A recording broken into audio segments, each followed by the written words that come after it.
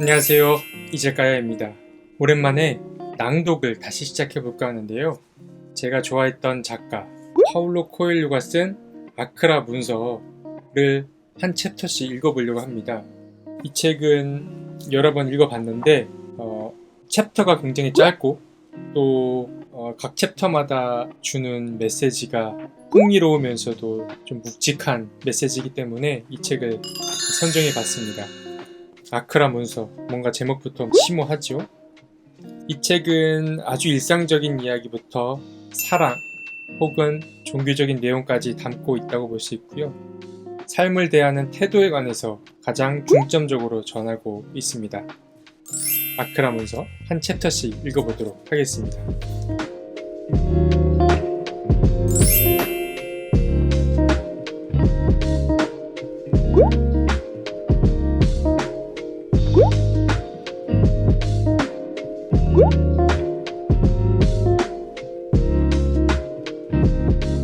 먼저 이 아크라 문서에 관련된 소개를 간단히 드리면 책 들어가는 말에 이렇게 쓰여 있습니다.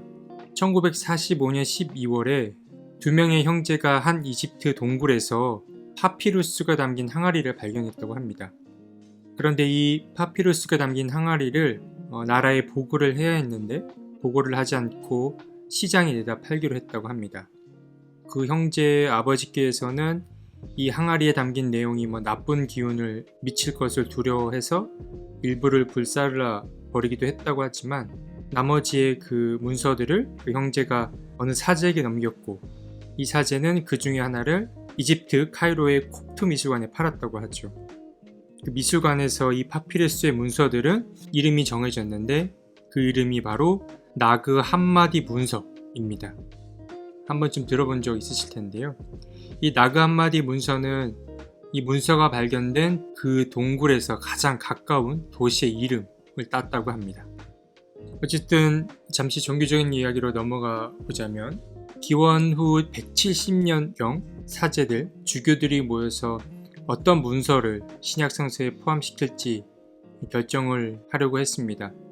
그때 포함 기준이 있었는데 이단적인 것과 교리상에 맞지 않는 것들은 성경에 넣지 않는 작업들이 이루어졌죠. 그래서 우리가 알고 있는 4개의 복음서를 비롯해서 바울의 편지 그리고 다양한 서신들이 신약성서에 포함이 됐죠.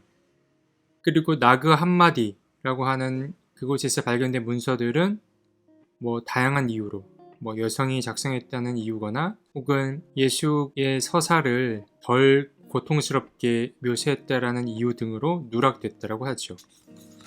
그리고 이어서 또 하나의 문서가 발견이 됩니다.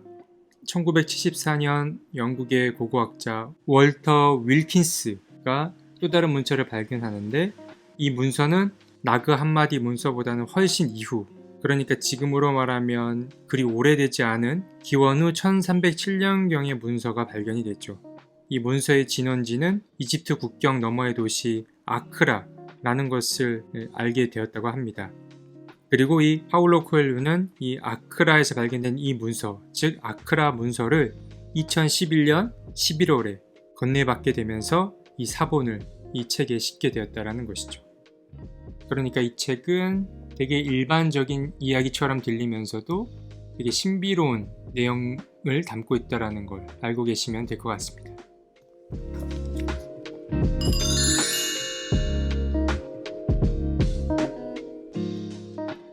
아, 이것은 사실이 아니다. 내 나이 겨우 21살. 부모님은 나를 사랑으로 기르고 가르치셨고 나는 내가 사랑하고 나를 사랑하는 여인과 결혼했다. 그러나 내일이면 우리는 헤어져야 한다. 스스로의 운명에 따라 혹은 죽음에 직면하여 각자의 길을 찾아 떠나야만 한다. 우리 가족에게 오늘 날짜는 그리스도 기원력으로 기원 후 1099년 7월 14일이다. 내 어린 시절 친구이며 내 예루살렘시에서 함께 뛰놀던 야곱의 가족에겐 올해가 유대력 4859년이다. 야곱은 유대교가 내 종교보다 훨씬 오래된 종교라고 늘 자랑스럽게 말하곤 한다. 훌륭한 이븐 알 아시르의 기준으로 올해는 이슬람력 492년이 된다. 이븐 알 아시르가 평생 기록해온 이곳의 역사는 끝을 향해 가고 있다. 바로 올해가 그 끝인 것이다. 각기 종교가 다른 우리는 날짜에 대해서나 신을 섬기는 최선의 방법에 대해서는 합의하지 않지만 그 외에는 어느 뭐로 봐도 평화롭게 잘 살고 있다. 일주일 전 우리 도시의 지휘관들이 회의를 열었다. 침략자인 프랑스 군사들은 우리와는 비교할 수 없을 정도로 강력하고 훨씬 좋은 무기들을 보유하고 있다.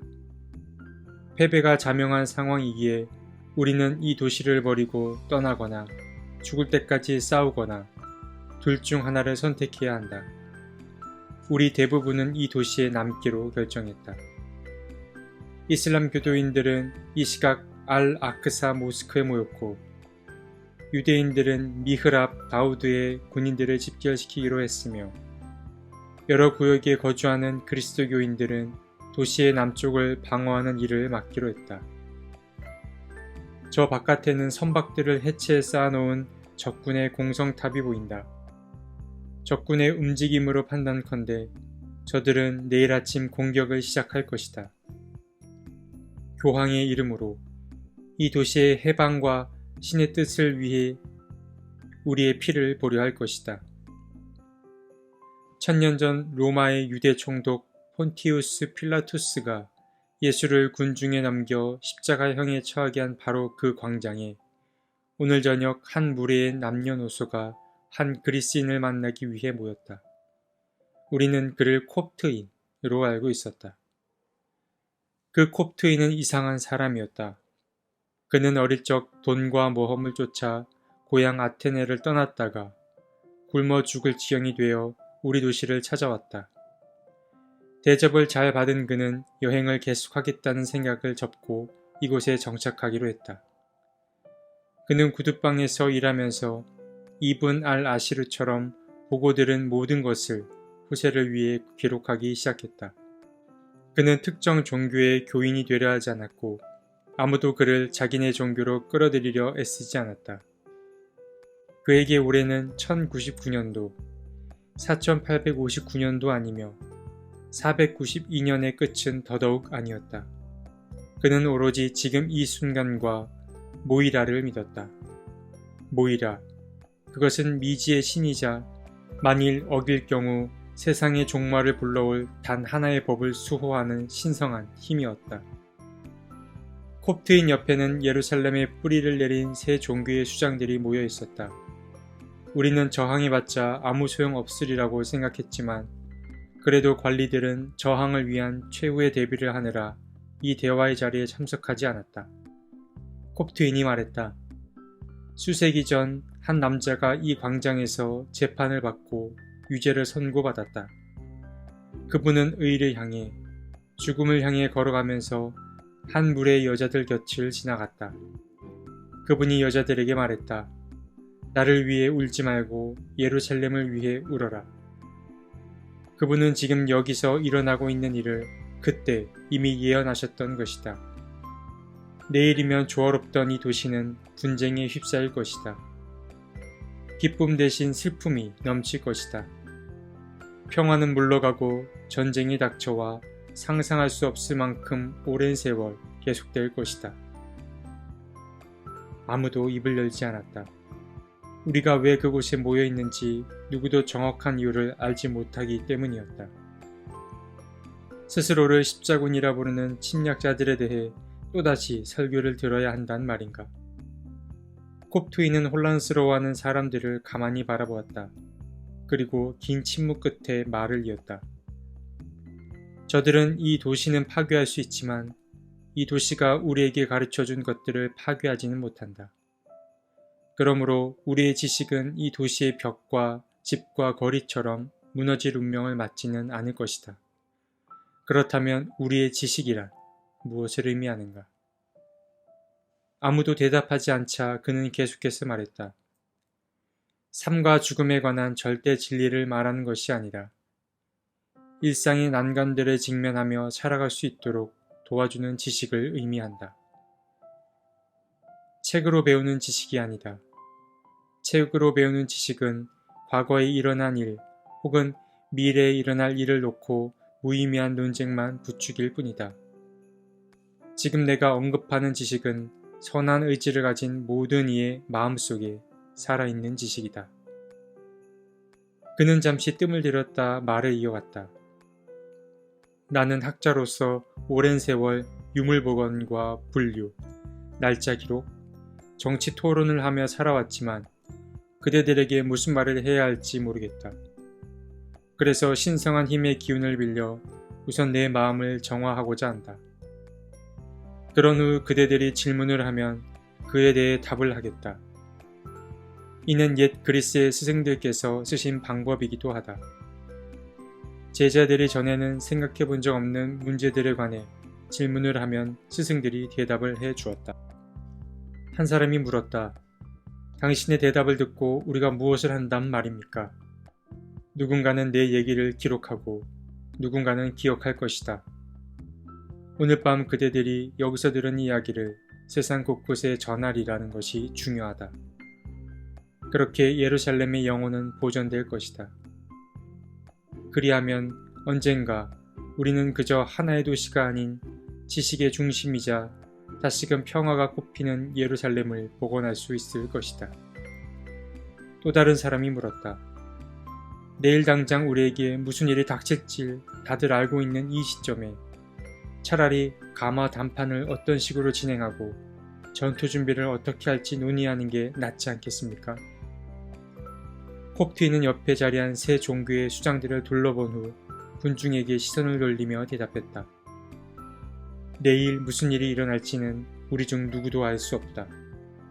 하루하루는 좋은 순간들과 나쁜 순간들로 이루어져 있기 때문이다.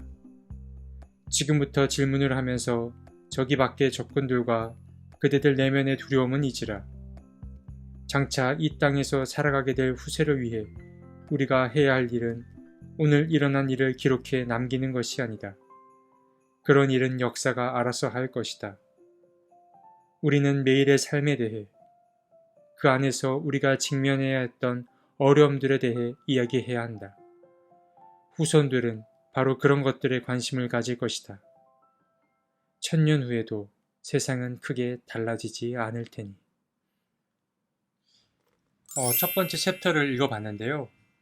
그러니까 이 아크라 문서는 그리스 현자들이 사람들에게 깨우침을 주는 방식, 제자들이 먼저 질문을 하고 혹은 사람들이 먼저 질문을 하고 그에 대해 답해주는 이야기 방식으로 쓰여져 있습니다. 첫 번째 챕터는 개괄적인 이야기를 하면서도 참된 지식이란 무엇인가에 관해 말했고, 앞으로는 더 흥미로운 이야기들, 모독, 사랑, 패배, 질투와 같은 우리가 평소에 겪고 관심 있었던 어려운 일들, 또 궁금했던 것들을 풀어줄 것 같습니다. 여러분, 다음 시간도 기대해 주시기 바랍니다.